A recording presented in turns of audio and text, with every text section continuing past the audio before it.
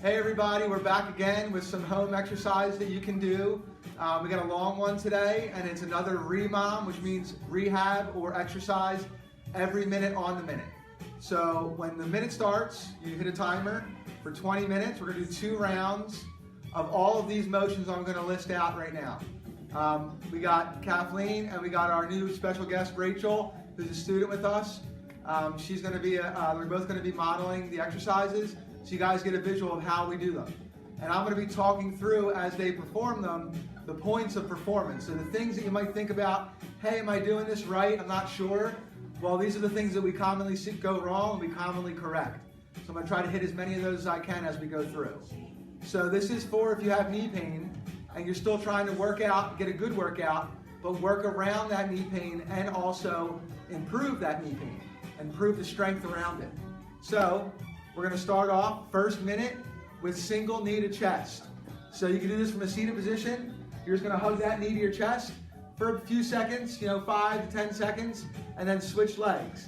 Now again, when you start that 20-minute timer, you're going to continue this exercise mindlessly for the whole minute until it hits minute number 2, and then we're going to switch to our next one.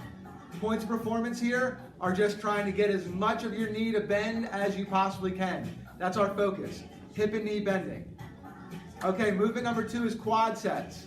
Now quad sets, you can just straighten your leg out right here in the seated position, or you can straighten it out down the mat or down the couch or bed. You're just trying to drive the back of your knee into the ground and tighten up that thigh muscle. And we're going to squeeze it for about 5 seconds and then relax. 5 seconds and relax. We're going to do 5 reps on each leg. So you're just going to do 5 and then switch to the other leg. And just keep going until that time ends, that minute ends. And now if you feel like that minute's not enough, you could always just do 20 minutes and just switch every 2 minutes on the minute.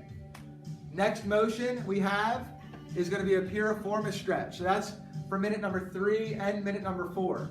You can do it in seated or you can do it lying down. And you're going to cross your ankle over your knee, just like so. And you're going to be pressing your knee away. And you can also hug your knee across. Now what we're working on this is internal and external rotation of your hip. Now your hip needs to have good range of motion here if your knee is not going to have pain and you want it to function properly. So points of performance here are you just want to gently press that knee down, and you also want to gently pull it across to your opposite shoulder. And you can even hug it a little bit too. All right, so that's minute number 3 and minute number 4. So now we have minute number 5. We're going to lay down on our back, and we're going to get to the strength part of this, which is a single leg raise. You're going to keep your legs straight, you're going to bend the opposite knee, and you're going to try to keep that quad tight that we just practiced, and raise your leg up 5 times, up and down 5 times. Nice and slow. You don't want to ride the momentum and flop back down and bounce back up. You want to try to control it up and down. And you can play with turning your toe in and out as well, which will change the amount of medial or lateral quad you're going to use with this.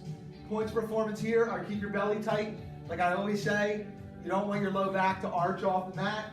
And you want to keep that thigh tight so you don't have a little bit of a lag or a bend in your knee as you raise it up and down. Again, 5 on each side till that end of the minute. Then we're going to lay on our sides for the next one.